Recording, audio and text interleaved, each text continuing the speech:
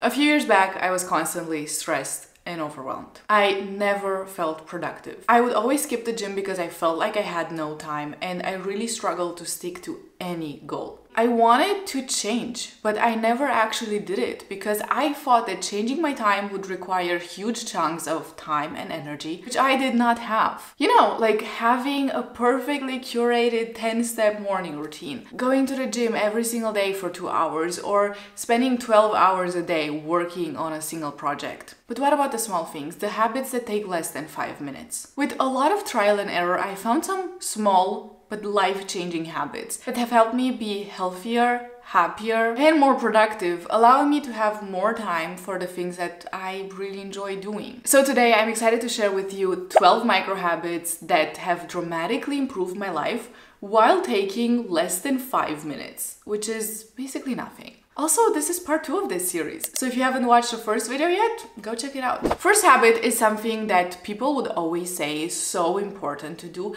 and I never got it. Because why would you make your bed if you're just gonna go back to sleep at the end of the day?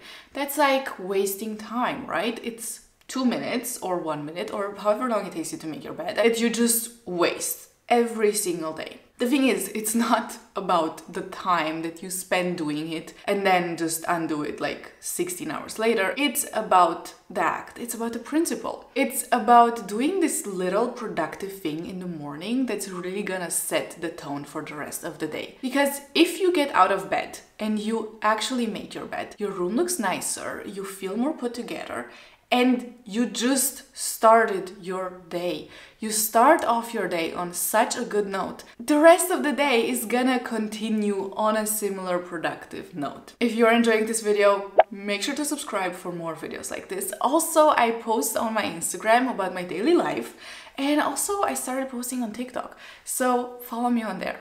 If you feel overwhelmed, you maybe just woke up, you go to your desk and you have so many things you need to do.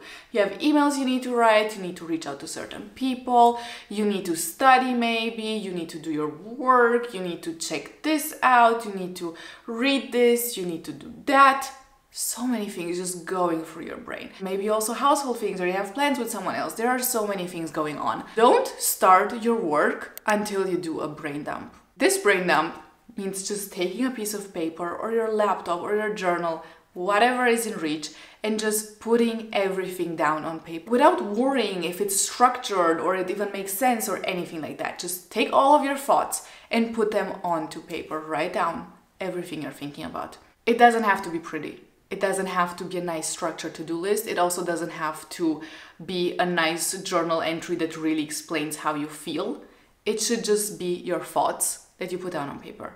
And then when you're done, you can go over that. You can separate the things that are to-dos, or you can just objectively observe your thoughts and see what you can do. Maybe there's something you're worrying about that is making you anxious, but it's actually not really rational and you actually have no control over that. Well, that would be something that you just should let go. It's on paper, you put it there. Now you can just let it go. The 5-minute rule. There's this concept that any activity that we do is really difficult in the beginning. If you've ever gone running, you for sure know this. When you start running, it feels like just running half a kilometer is really, really exhausting. You're just thinking, okay, I don't want to do this, I want to go home, this is not fun, I don't feel good. Then it starts becoming effortless, you get into a flow, it starts being easier. And the rule for running is always to not judge a run by the first 5 minutes and to just continue running. Doesn't matter how much you like it in those first 5 minutes,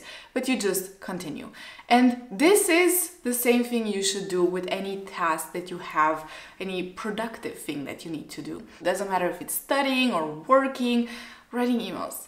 Doesn't matter. You have something to do. It's on your calendar. You don't feel like doing it. You sit down, you sit your ass down and you do it for 5 minutes. You can set a timer for 5 minutes. And the funny thing is, after those 5 minutes, usually you won't even want to stop because the hard part is already over. This initial difficulty is already gone. You're already in the fun and more effortless part of doing the productive thing. It's basically a really good way to get yourself to do something when you don't feel like doing it. Setting a timer to just declutter your desk for a second.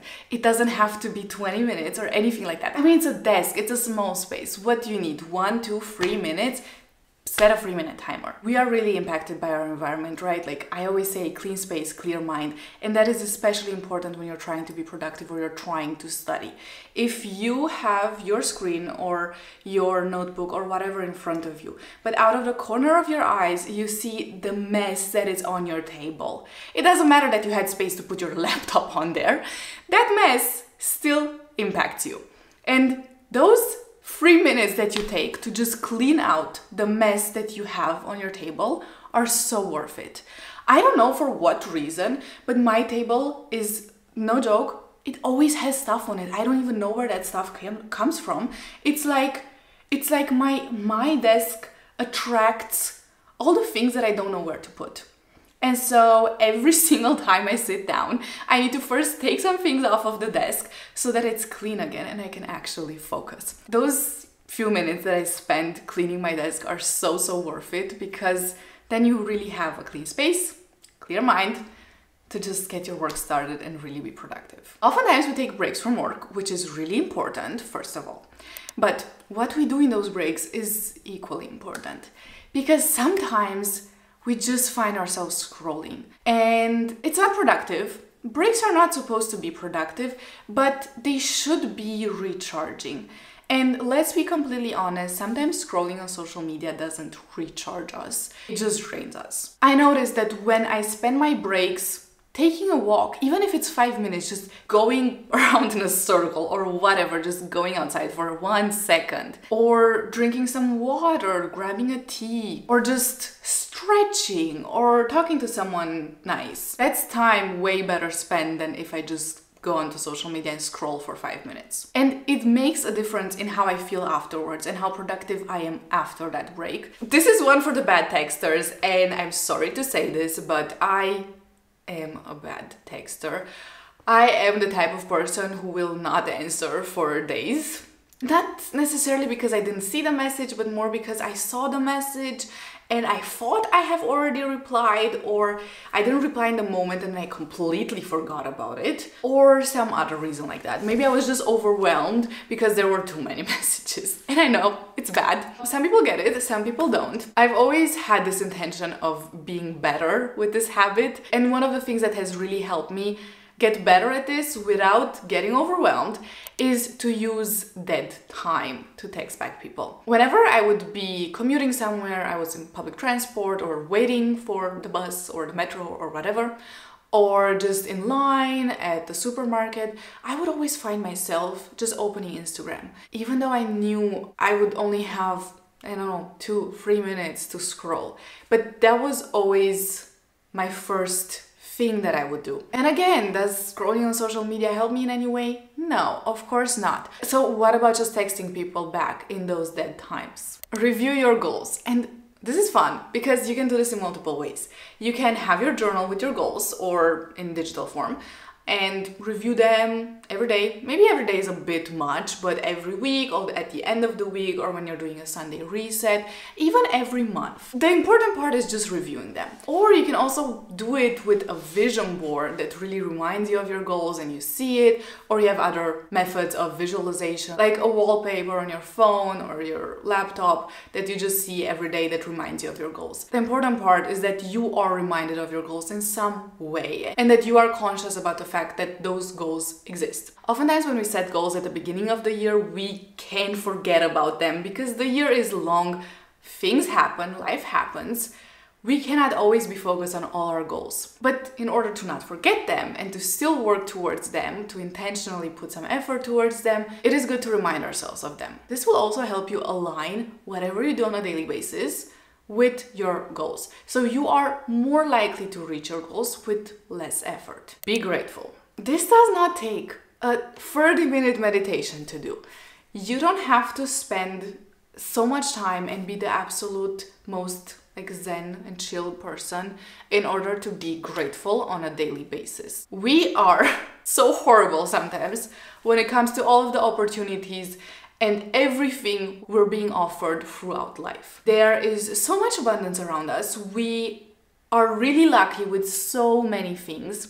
And we take that for granted. Like the fact that we get to move our body, we get to do sports, we get to spend time with people, we get to work a job that helps us pay the bills, we get to study something that helps us educate ourselves. Why would we take that for granted? It's something we should be grateful for being able to do, and oftentimes these are the things that we avoid or we procrastinate because we see them as things we need to do and things that are not nice instead of seeing them as opportunities. There's this whole idea that I absolutely love. You don't have to do something, you get to do something.